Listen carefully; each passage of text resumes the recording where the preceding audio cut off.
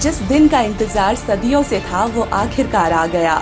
अयोध्या का राम मंदिर कल्पना से जमीन पर उतर आया। सुख का धाम यानी कि राम का धाम अयोध्या में फिर उतर आया। नमस्कार, मैं आपके साथ आत्रेय विश्वास। मैं सौरभ रॉय। अयोध्या यानी जिससे युद्ध ना किया जा सके, पर अयोध्या खुद 500 सालों तक धर्म युद्ध में फंसी रही, 150 सालों तक कोर्ट कचहरी में उलझी रही, तब जाकर रामलला को उनका घर मिला।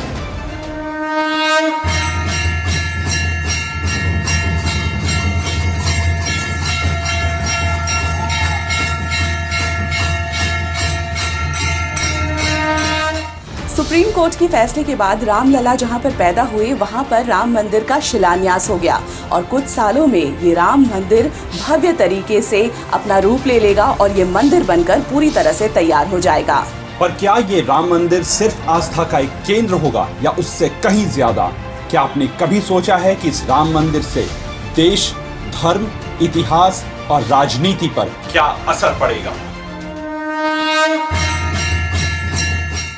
राम जन्मभूमि पर विवाद आज कोई नया नहीं है।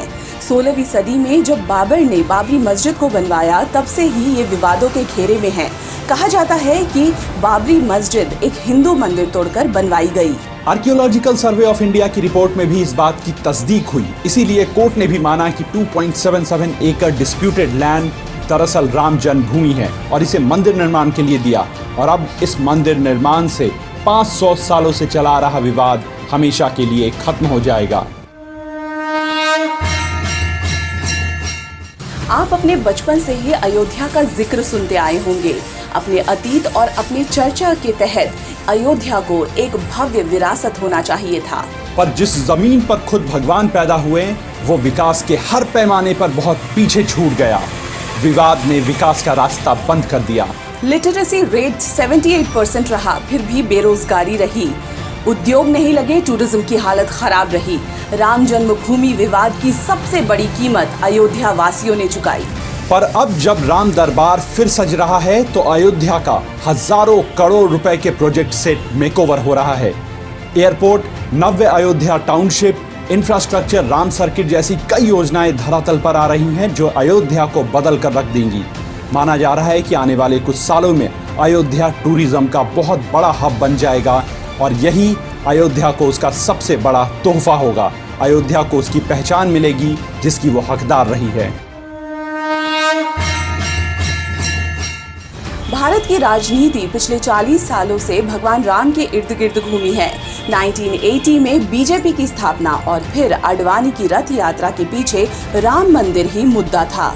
1989 के चुनावों से ही राम मंदिर हमेशा से बीजेपी के मैनिफेस्टो में रही और 6 दिसंबर 1992 को बाबरी विध्वंस ने देश की राजनीति हमेशा के लिए बदल कर रख दी।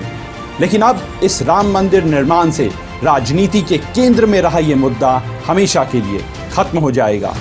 पर धर्म की राजनीति यहाँ पर खत्म होने की बजाय अपना नया रास्ता ढूंढ सकती है।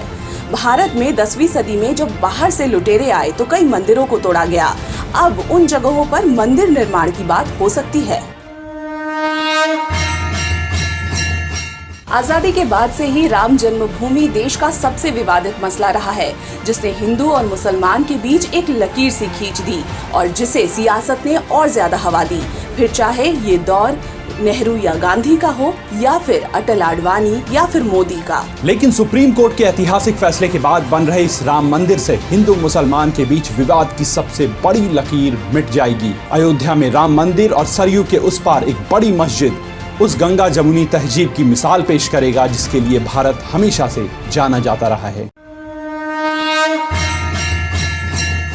ऐसा नहीं है कि राम मंदिर देश की हर समस्या का समाधान होगा।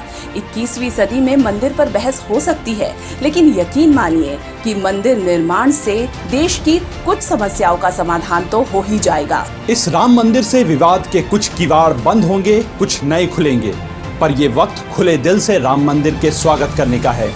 याद रखिए, भारत की संस्कृति में राम को सब मानते हैं, जो उन्हें पूजते हैं वो भी, जो नहीं वो भी, क्योंकि राम सिर्फ एक नाम नहीं, एक संस्कृति है, एक विचारधारा है। जो कविता की पंक्तियों में बहते जाते हैं, इस बात से बिल्कुल बेपरवाह कि स्याही चलाने वाला तुलसी है या अल्लामा इकबाल। नमस्कार।